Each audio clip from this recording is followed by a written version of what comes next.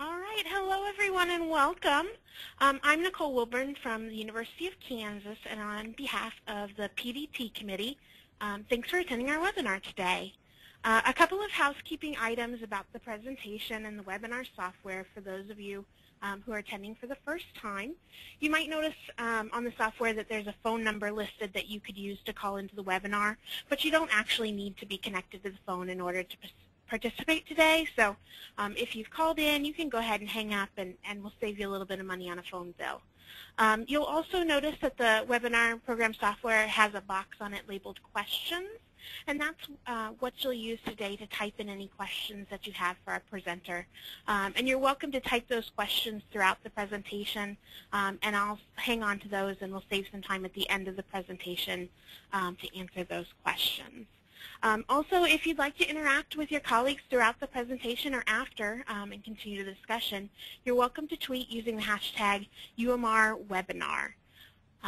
Last, I'd like to thank Maxient for their continued sponsorship of these webinars for our region. We really appreciate their assistance. Now on to today's presentation, which is the current and future state of gender-neutral housing. Our presenter today is Sandi Scott-Dix. Sandi is the Director of Residence Life and Student Rights and Responsibilities at the University of Wisconsin-River Falls, and she'll soon be transitioning to the Director of Housing at the University of Wisconsin-Stout. In our webinar today, we'll explore the current and future state of gender-neutral housing, including factors to consider in adding gender-neutral housing to your inventory, potential political implications, and strategies to successfully implement gender-neutral housing on your campus. And with that, I'm going to turn it over to Sandi, and I'm going to give her control of the keyboard here, and we'll get started today. Great. Well, thank you, Nicole, and thanks to UMR for the opportunity to be with you today and to share some thoughts as it relates to what I think is a very hot topic, if you will, or popular topic with gender-neutral housing.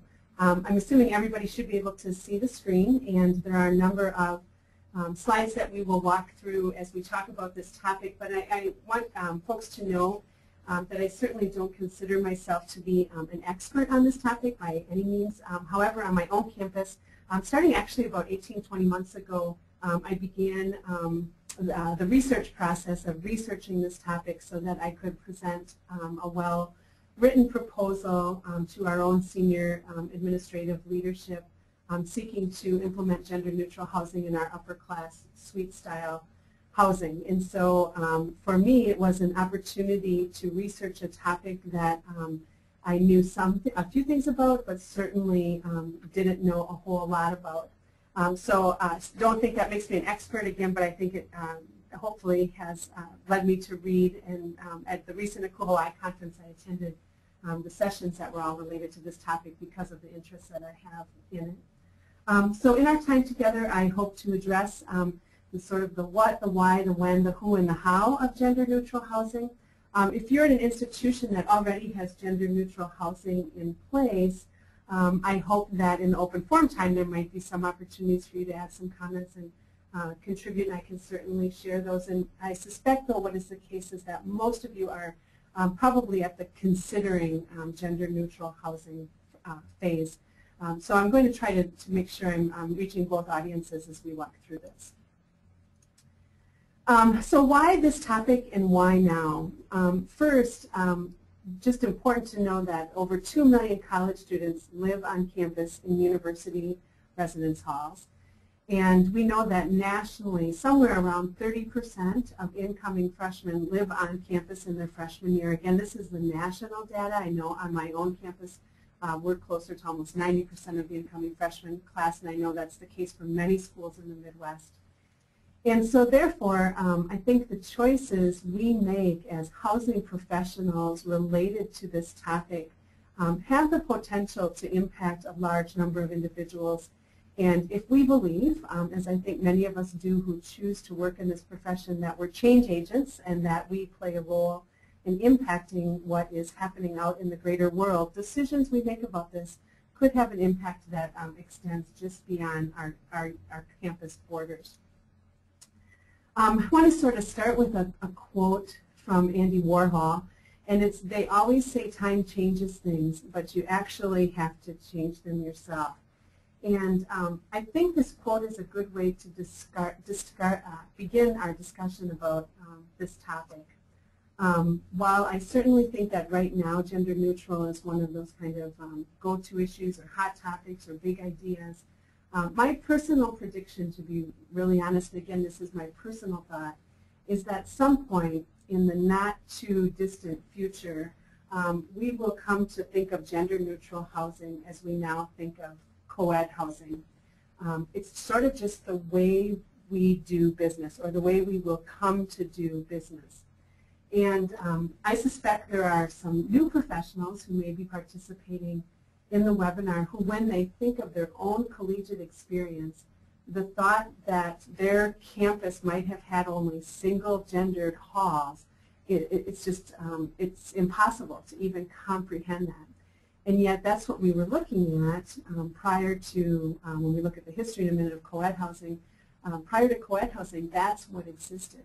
So for most folks out there, they probably attended an undergrad institution that had only co-ed housing, whether by floor or by wing, perhaps by door, co-ed scatter as it sometimes gets referred to. That may be the only type of it, the thought that there's something but co-ed housing that existed prior to that seems foreign. It's a curiosity for me, and I just wonder if we were doing this webinar 20 years from now, if the person who is in my shoes might be talking about the time prior to when we had to think about the controversial nature of gender neutral housing. So it's interesting, I suspect 20, 25 years from now, my gut tells me that no one will give it a second thought.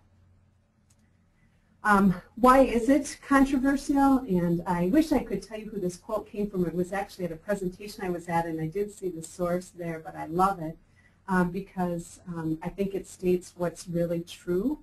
And that is that the fact of the matter is that people would feel uncomfortable with the idea of co-ed roommates because they ignore two central points. Putting a man and woman together doesn't mean that they'll have a sexual relationship, and putting men with men and women with women doesn't mean that they won't. And I think as we look at the controversial nature that exists for some campuses and for some folks related to gender neutral housing, which could allow men and women to live in the same space or to share that same bedroom space in some cases, this gets to the heart of why that controversy exists. One of the things I think that you might find interesting, as I did, both in researching this issue and topic for the proposal I submitted here on my campus, as well as the sessions I've attended over the past year and the readings I've done about this, is that the controversy is very similar to the controversy that existed when co-ed housing surfaced on college campuses. So I thought we'd take a little bit of time today to look at the history of co-ed housing in the U.S. because I think it lends some interesting thought for us to help us sort of navigate through this controversy we sometimes are facing now with gender neutral housing. So as we begin a very short and brief lesson as it relates to co-ed housing, I'm sure many of us know that historically the United States higher education industry was heavily influenced primarily by the English and German models of higher education.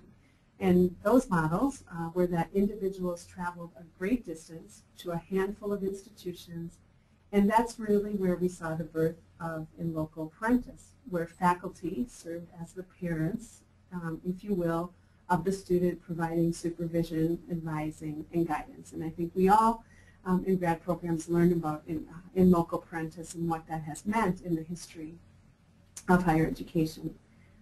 There was significant growth in building following World War II, and we experienced a real need on our college campuses for physical space to meet the needs of veterans, of women, and now minorities who were also attending college. One of the things that happened at that time was there was federal funding available for institutions to create their housing capacities. And there was very major growth in the higher education housing. We then begin to see a real shift in the 1960s and 70s from gender-specific housing designed for men and designed for women to the birth of co-ed housing in higher education as we know it today. And there were really two primary reasons that we saw this shift from gender-specific housing to co-ed housing or to integrated housing. The first is that it was, as the 60s is often known, it was the era of the sexual revolution. And you had that coupled with an increase in student activism. The increase, when you look at, again, the history of higher education and specifically residence life at that time, the increase in student activism during this period shows a shift in curfew policies that had been in place and changes really going into the 1970s in alcohol policies. And what we see is by the mid-1970s, we really start to see co-ed housing as the norm across many colleges and universities across the country. That's the sexy part of co-ed housing. When you think of the sexual revolution and student activism, certainly played a role. But there's a pragmatic part that often doesn't get talked about in the literature, and that I think you'll see a parallel with the controversy or why gender-neutral housing has also become sort of avant-garde today, if you will. The pragmatic reality is that students demanded co-ed housing. That's true in the 70s in particular, 60s and 70s. And housing departments responded because the bottom financial line mattered just as much then as it does now. Most of us are still auxiliaries, and even if we're at private institutions or smaller institutions which may not follow that auxiliary model, there's still an expectation that housing programs contribute to the financial viability of an institution. And so they needed to fill those spaces, and co-ed housing, because the demand was there, kept students on campus. So again, there's that sort of the sexy perspective of, wow, there was a sexual revolution in student activism, true, but there was also this pragmatic reality that there was a demand and the institutions responded to need it. And so you really had the co-ed housing becoming the housing that was the norm on college campuses. The research at that time, in the 60s and 70s, was very limited in terms of the influence of co-ed housing on students and on their development. And we still find that today, actually, that there hasn't been a lot of research related to outcomes for students. But what we did find, there were a couple of studies, and here are some interesting, I think, quotes or hypotheses from that time with the limited research that was done. The first was that co-ed housing appears to increase communication and tolerance among the sexes. The second was that students in co-ed housing reported less stereotypical gender bullying. And the third is that students in co-ed housing did not have more sexual partners than other students living in other types of housing. So again, limited research, but this appeared to be sort of the generic findings. There was a study later in the 1970s, interestingly, that did show that students who lived in co-ed housing showed more permissive sexual attitudes than students in gender-specific residence halls. Let me say that one more time. So a later study in the 70s did show that students who lived in co-ed housing showed more permissive sexual attitudes than students in gender-specific halls. And that was a study in 1970 by the author's name was Lance. We'll talk in a bit about sort of where the impetus for gender-neutral housing is coming from, especially as it relates to the GLBTQI community. But I'd like you to look at these statements and think about them in today's context in terms of gender-neutral housing. So for example, where it says co-ed housing in that first one, let's insert gender-neutral housing appears to increase communication and tolerance among the sexes. Students in gender-neutral housing reported less stereotypical gender bullying. Students in gender-neutral housing did not have more sexual partners than other students living in other types of housing. Again, we can't assert that in any research-oriented way, but as I was preparing for the webinar and found this particular study, it was fascinating to me because the very same arguments and the reason this research was done in the 60s and 70s was to appease sort of, if you will, the naysayers about, that the world was going to go to hell in a handbasket if we allowed co-ed housing to appear on our campuses and universities, or in our campuses and on our university campuses. And here's, I think, a great example. The same kind of arguments that exist out there about what might happen or outcomes, flipping that, the positive side of the reason why folks want gender-neutral housing, or there appears to be starting to be some demand for that, is, I think, some of the very premises that are listed here. Time will tell, of course, if we were to be able to insert general-neutral housing into co-ed housing, if that would be true or not, but at least it's worth, I think, thinking about. So the current status of co-ed housing in this country is that when it comes to large universities, very few large universities anymore offer gender-specific housing. And when it is offered, it tends to be in smaller housing facilities. So it might be a house of 15 women, or it might be a small co-op of 8 or 9 men. So it tends to be very specific. The most current research I could find indicates that nationally, about 93% of housing at large universities is co-ed.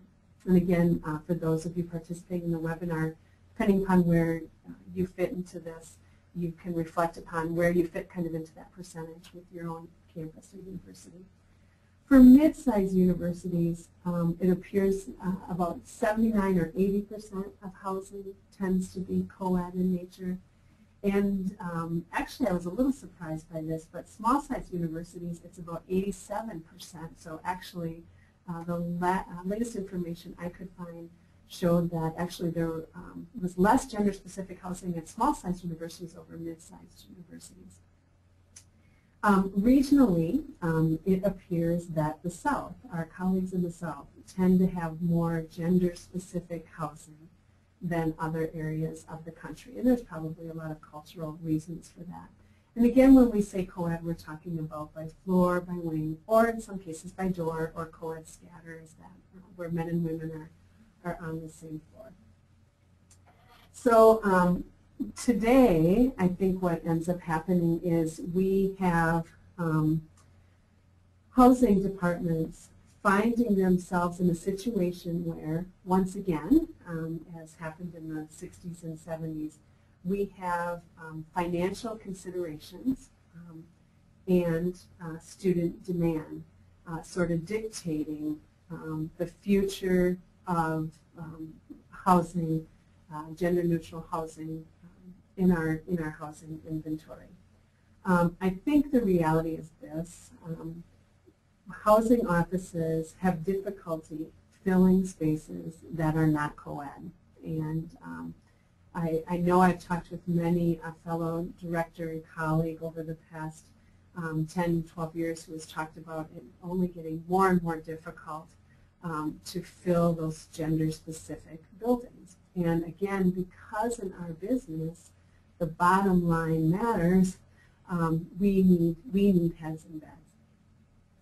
So we're in a situation where there's virtually no demand for gender-specific housing, and we have a great deal of dissatisfaction when a student gets assigned to gender-specific housing and they didn't request it. I think in talking with my colleagues, and I know from my own experience, this has typically been female spaces. I'm sure many of my colleagues can share horror stories about women being placed in all-female housing who were nearly traumatized by that experience. I'm being somewhat facetious, but I will tell you, we eliminated our last all-female hall here at River Falls 3 years ago. And every year when assignments went out, that was the last hall that we placed people in because our requests were so minimal for that kind of space, that kind of inventory. And it seemed, excuse me, that I received more complaints about women being placed in an environment, an all-female environment they had not selected, than I did before we offered a roommate matching service from individuals who've been placed together as roommates and just couldn't live together. It was clear that the concern about being in a female building outweighed whether or not they were going to be compatible with their roommate. In the era of helicopter parents, there was also, I think, a shift in parental attitudes in what used to be parents highly encouraged when their daughter was placed in an all-female building. Now became parents saying, please do anything to move my daughter out of that experience because this is not going to help her be successful. If she has to come and live in an all-female building, this will ruin her college experience. So it became an option or a discussion about, can the student be successful? And for some students and some parents, they saw that gender-specific housing option that they did not choose is not contributing to student success. From a housing director perspective, co-ed housing gives us flexibility in housing assignments. Co-ed housing does that. I would argue that gender-neutral housing gives us even more flexibility, which again, from heads and beds perspective, can be a really positive thing. But the student demand for co-ed housing, coupled with the financial constraints facing housing units in those tough budget times, really gives us the flexibility to vary our inventory.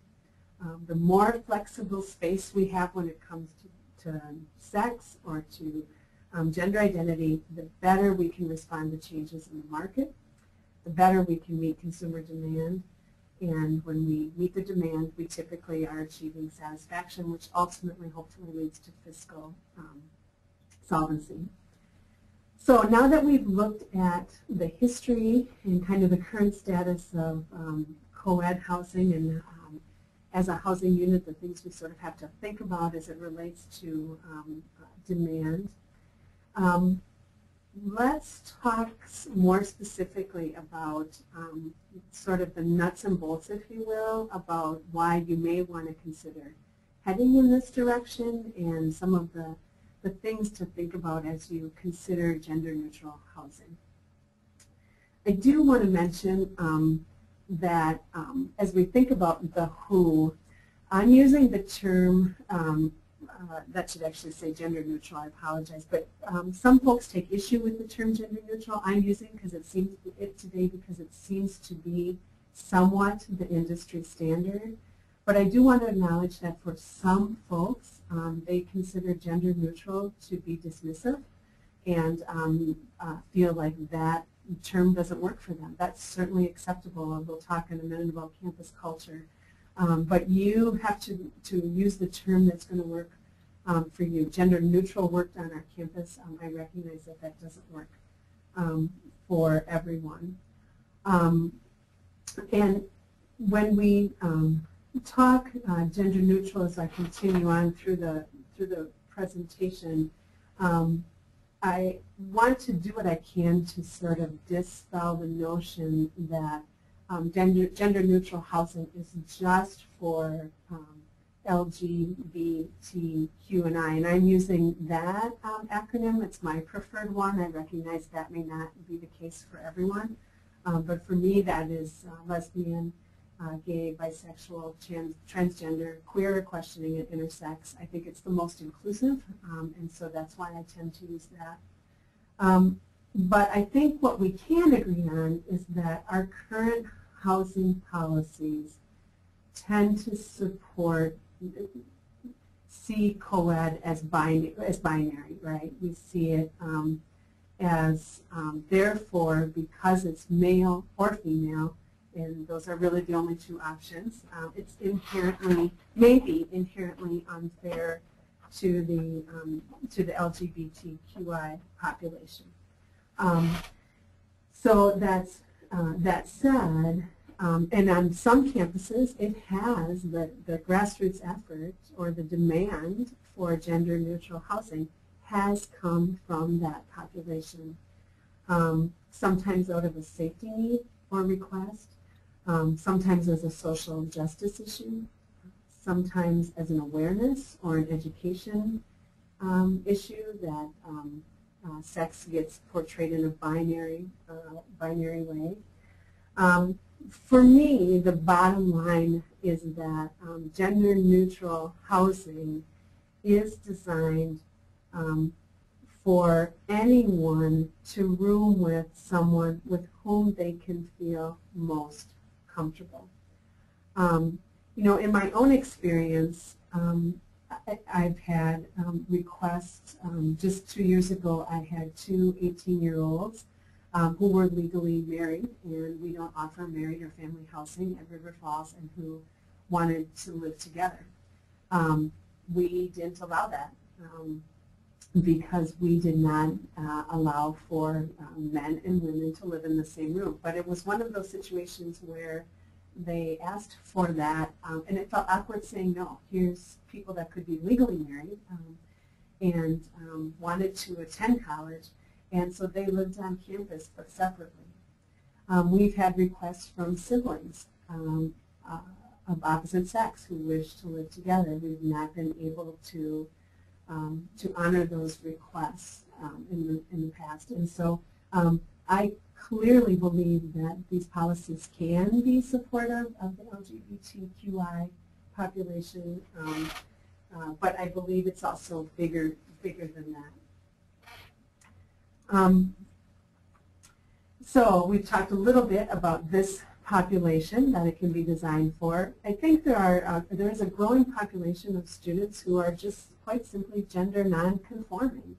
And who feel that our policies and our practices as they currently exist are from outdated perspectives, if you will, and they believe that the way to advance this world is to be gender non-conforming. So I think there's a population of students who gender-neutral housing meets that.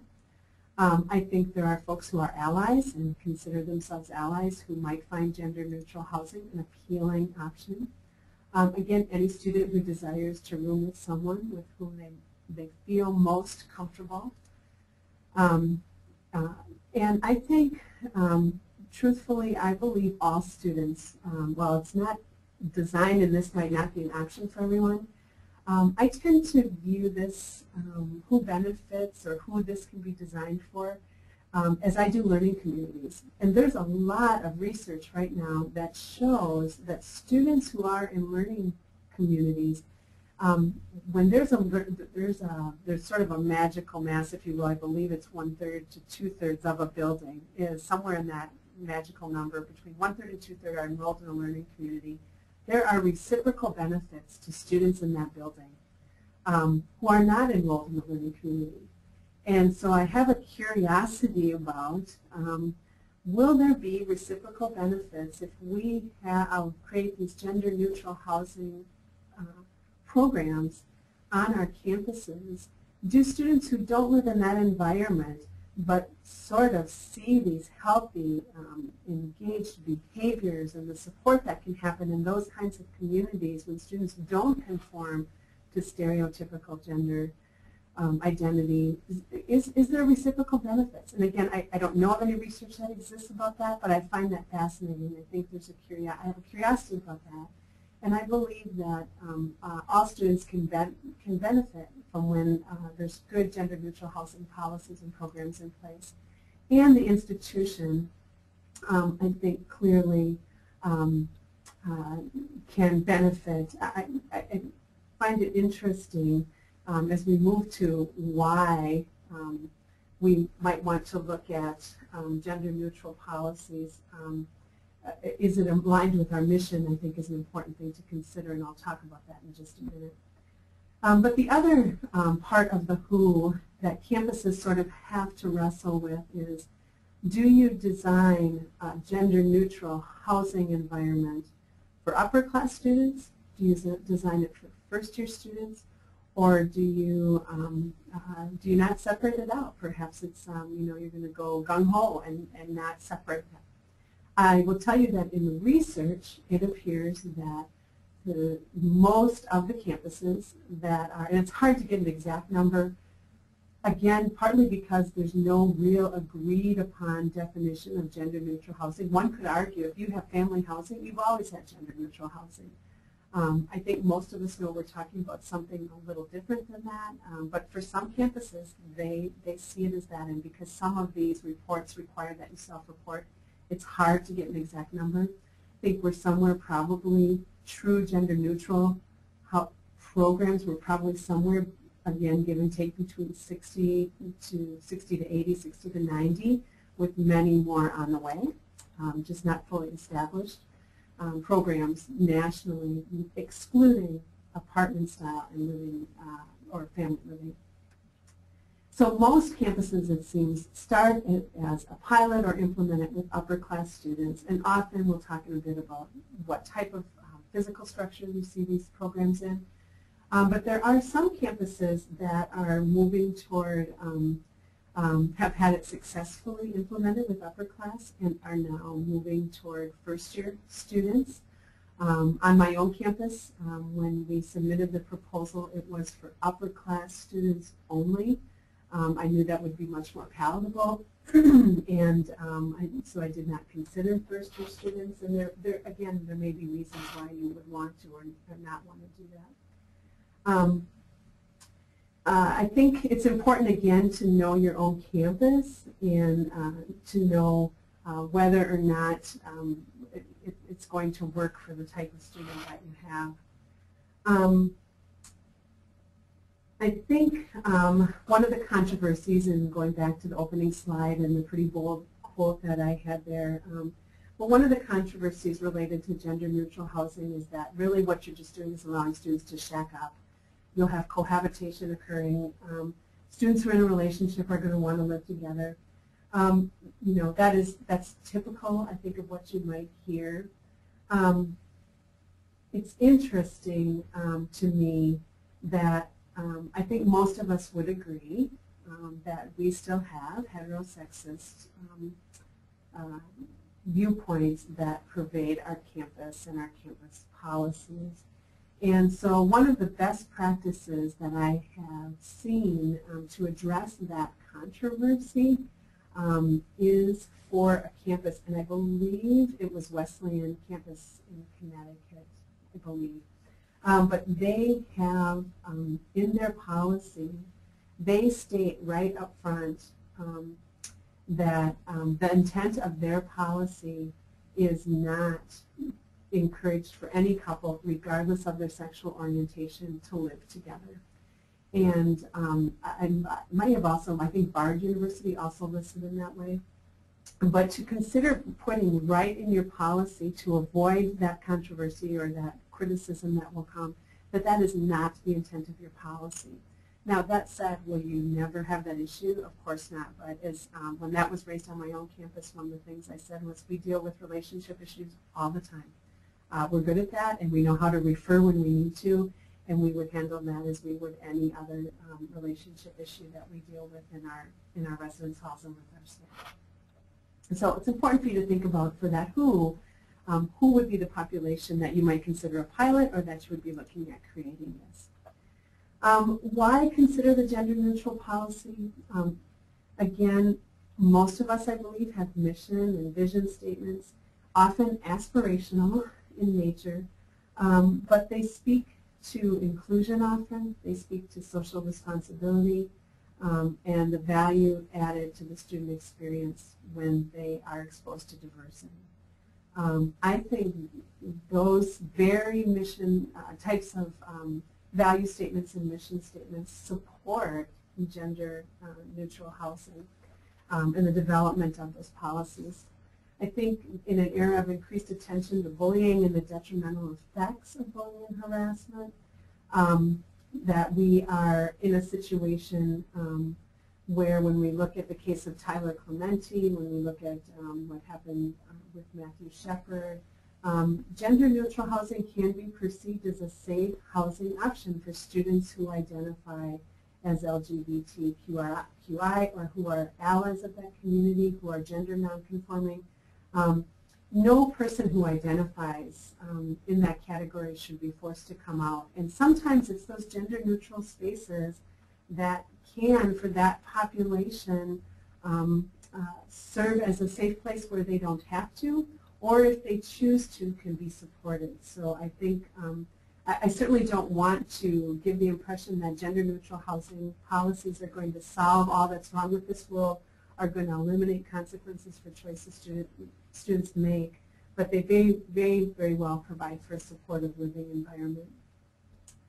This probably goes without saying, but it is essential, probably with this environment more than most others, that if you implement a gender neutral housing policy, do not place someone there who does not want to be.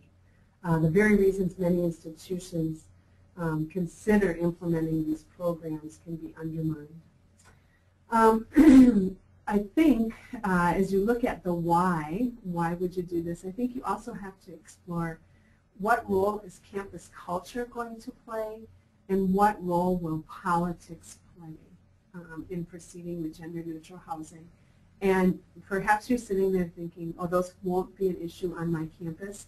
I think it is the rare campus indeed that would not have some, have to think about one, if not both of those areas in some way. Even the most, I think, liberal of campus still has to think about what will campus culture say and what will politics say in proceeding with gender neutral housing. Faith-based institutions may have different cultural considerations than public institutions. It's important to know and understand how that might influence a policy. Perceptions matter when it comes to culture. And so you have to understand what your perceptions or campus perceptions will be about this. I think one of the important things to know and understand about campus culture and politics as it relates to this topic is you want to avoid predicting how a particular population might feel. For example, it would be a mistake, I think, to assume all members of the LGBTQI community might be in favor of gender neutral housing.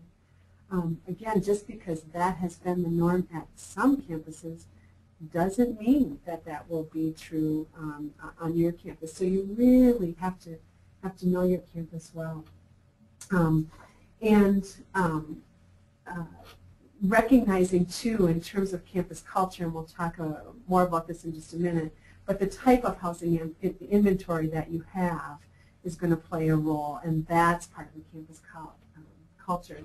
But I want to talk for just a minute about the political part, because I think that is a critical piece, because the reality is politics matter. It might be campus politics, it might be state politics for a public institution, it might be the religious reality at a faith-based institution. Anticipate potential political considerations. Example I would give you at my own institution, I'm part of one of 13 four-year institutions, also 13 two-year, but we tend to, as 13 four-year institutions, I know that a decision I make about a potentially controversial topic could impact my colleagues. So we talked at our state housing directors meeting last fall about who is thinking about heading in this direction, in part because there's strength in numbers. And next year, I think we have 6 or 7 of us that will have some sort of gender neutral housing policy in place.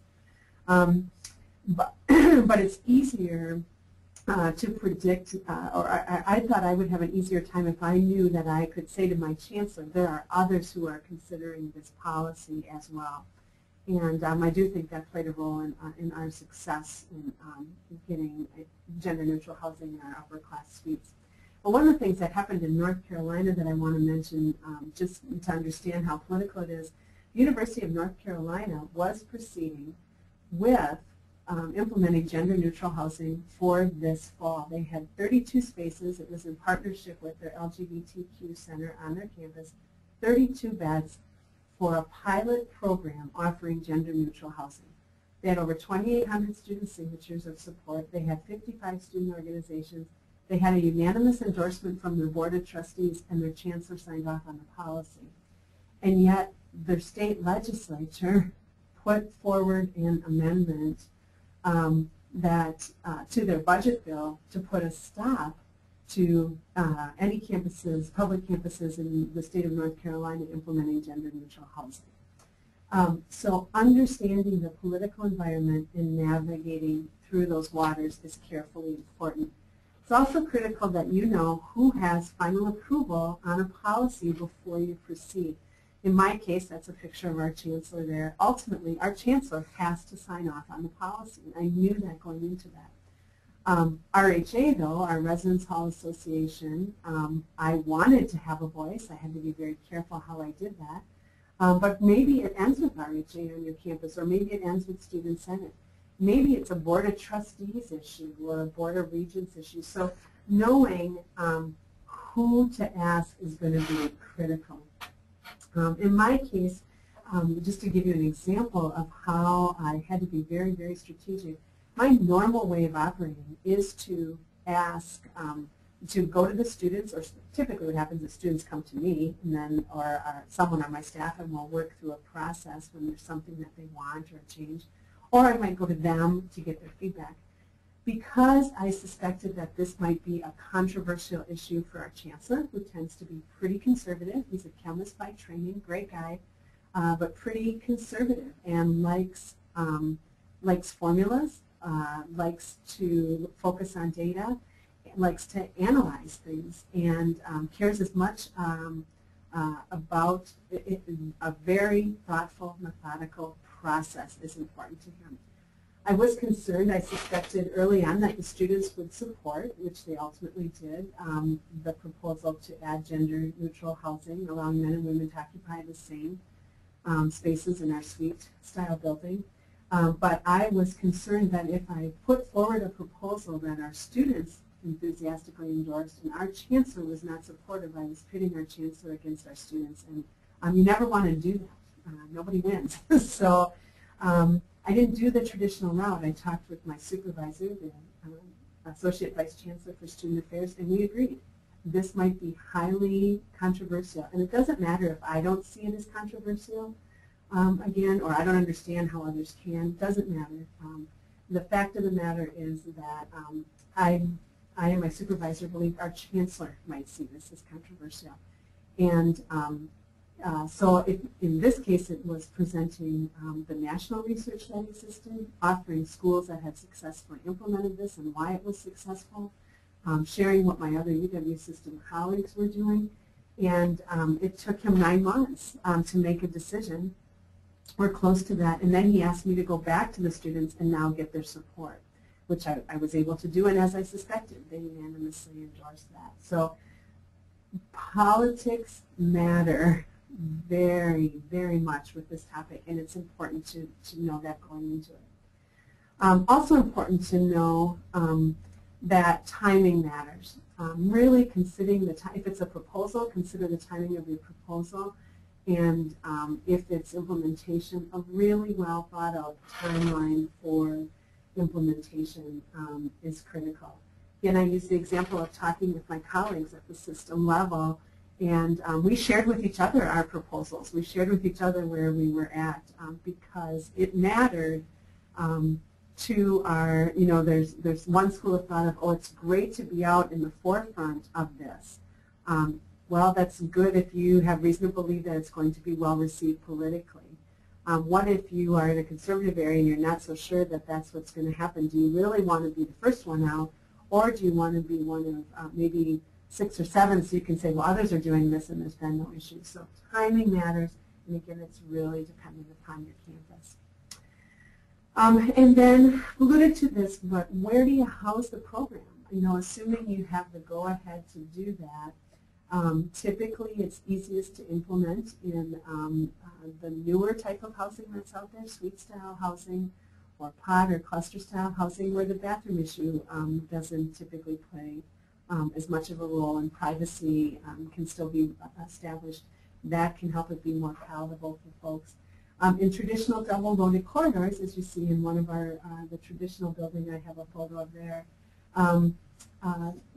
Again, can it be successfully implemented there? Absolutely. It has in a number of campuses, but the physical structure alone may create some additional challenges for you that you need to be aware of. The vast majority of gender-neutral housing programs that have been implemented thus far are in suite or semi-suite housing inventory, which allow for easy expansion and little or no physical changes to the housing structure. And then finally, I want to just talk about the how, although we've talked a lot about this as we've gone through. But the critical thing to do is include the stakeholders, and again, relevant to your campus, to build support with those campus stakeholders. This could run the gamut from your own staff all the way to governing boards and legislatures, depending on your campus. But thoroughly researching, involving stakeholders whenever needed on your campus is going to be critical. And I did put faculty in there because on some campuses, faculty are key campus stakeholders in administrative policy. And alumni, too, you just never know how alumni might respond. So again, for your campus, you have to think about that. But then research the topic and present the data in a way that really makes sense for your institution. Again, for my chancellor, I knew exactly what worked for him in terms of what he might need. The other thing I highly recommend is talking to other campuses, finding out what worked for them. Do your homework. What obstacles did they face? And to tell you in my own research, one campus that I found that an approach I really liked, that we ended up not needing to implement here, but that I will share with you because it may be relevant for your campus. But one campus indicates basically in writing to incoming students, because they offer, let me premise this by saying, they offer their gender-neutral housing only to upper-class students. And they were reluctant to begin offering it to all first-year students. So what they did instead, but they recognized there may be some first-year students who can benefit from this, so they indicated to incoming students that they will be assigned a roommate based on legal sex. On their housing form, students can then indicate an exception to that process and if they would like a review. And so since it was limited to upper class housing students, what they did is they got a few, it wasn't more than a handful, but they reviewed those students who indicated that they would like an exception, would like to be placed in this upper class environment, but a gender neutral environment. And in half of the cases, I think they said there were 4 requests and they honored 2. Once they felt like that incoming student understood what that environment was going to be about, they placed them there. And again, it goes back to that premise of putting them in an environment or with a roommate that they think that they will be really comfortable. So I thought that was an excellent best practice and a way to consider it. And the other important part of that how, I think, is to talk with other campuses that have successfully implemented gender-neutral housing policies. And this is just a few of them that I think have had gender-neutral housing in place. And on my research page next, there are 3 resources I want to highlight for you. One is the ACUHO library, and if you are members of ACUHO, although even if you're not, for a limited time right now, the library is open to anyone. And so you can go there and you can search, and there are currently, I believe, 27 articles or presentations that exist related to gender-neutral housing. the National Center Gender Blind Campaign and the Tony Project, as well as Campus Pride. I think most folks are familiar with that. Also list campuses that have gender inclusive policies. So if you're looking for other campuses to contact, I think you can, these are all excellent resources. So we have about, looks like about 12 minutes or so maybe for questions.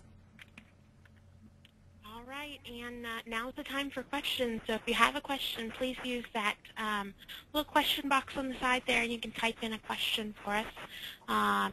We already had a question about other schools that are in the process of proposing gender-neutral housing, but Sandi, you just put up a picture of some of those schools, so that hopefully that'll answer that question. Were there any others off the top of your head that you think would be important to recognize?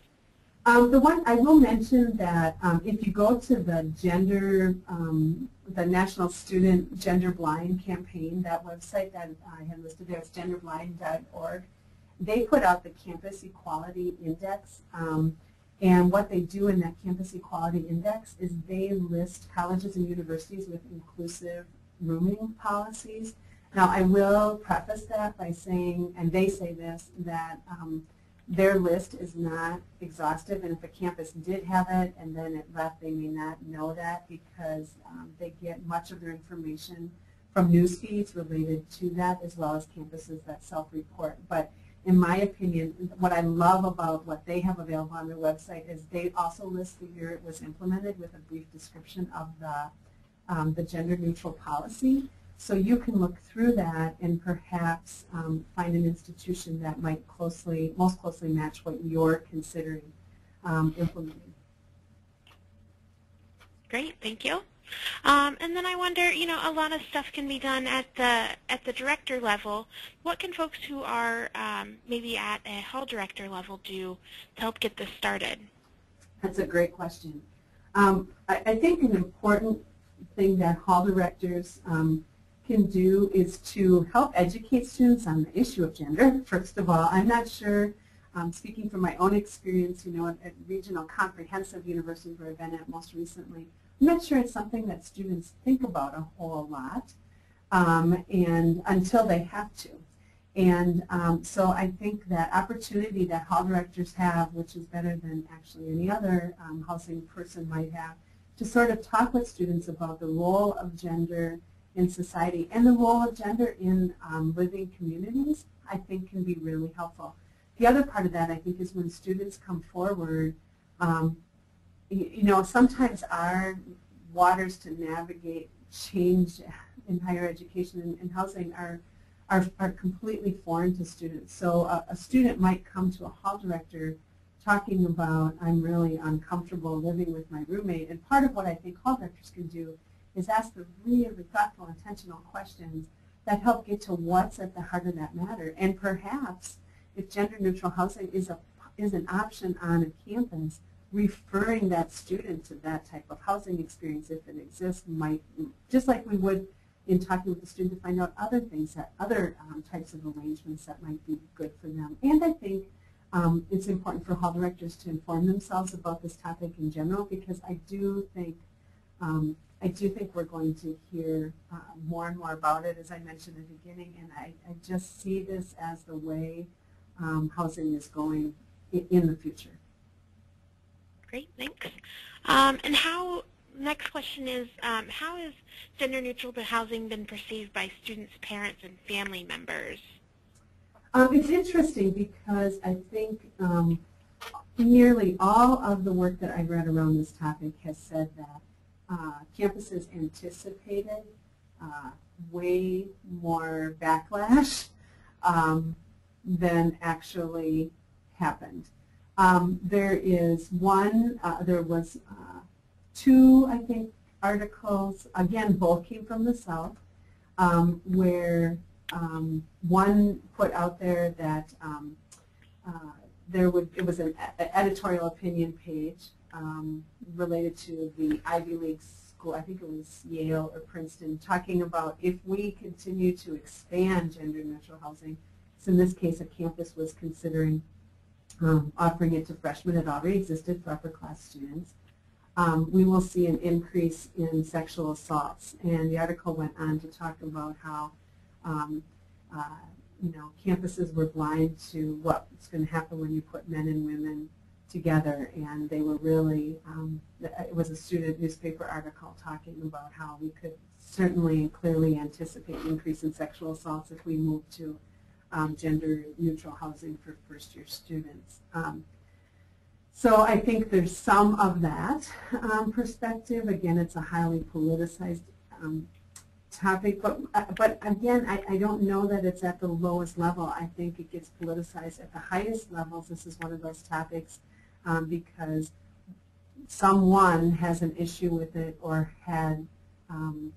doesn't want their son and daughter in that experience and contacts the state legislature who they know, and that evolves into this big discussion.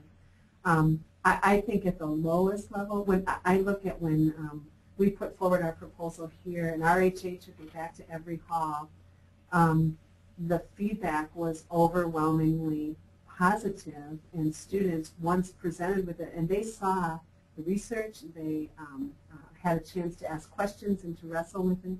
And I think students are reasonable in their expectations of what they expect and want from their living environment, and they saw this as one more option available to students to help them be successful. And if we stay focused on the prize, if we stay focused on this is about creating another option for students. You know, if this isn't for you, don't choose to live there. And again, we would never put someone in this environment who did not choose to live there. That would be detrimental, I think, in this case. Okay, great, thanks. And I think that that's all the questions that we have for today. I'll give a few seconds here while I give a wrap-up. If anybody has any final questions, be sure to get those in. But thank you, Sandy, so much for your insights on gender-neutral housing. Really enjoyed it today. The PDT is in the planning stages for our next webinar, and we're expecting to have that prior to the conference in October, so keep an eye on your inbox for the next one. If you've missed any of our previous webinars, they are available on the UMR website, and I did record this webinar today, so this one will be up on the website shortly, and you're welcome to go on there and take a look at them. Thanks again to Maxant for their continued support of the webinars for the UMR region, and thank you to everyone for taking time today to be here with us. I really appreciate it. And I think that's all that we have for today. Seeing no more questions, Can I'll say thanks. I just mention too that if anyone would like to see a copy of the proposal, I'm happy to share that individually with students who email me. I'd rather not have it out there completely available, but I'm certainly happy to share it with if anyone needs a template for considering that for their own campus. Just email me and I'll be happy to get that to you. Okay, and what's your email address? Oh yeah, that would be helpful, right? It is Sandra, S-A-N-D-R-A, .Scott, S-C-O-T-T, hyphen, Dix, D-U-E-X, at uwrf.edu. And I'll just email you the proposal in its entirety. Okay, fantastic. Well, I think that's all that we have for today, so thank you everyone, and have a good rest of your summer.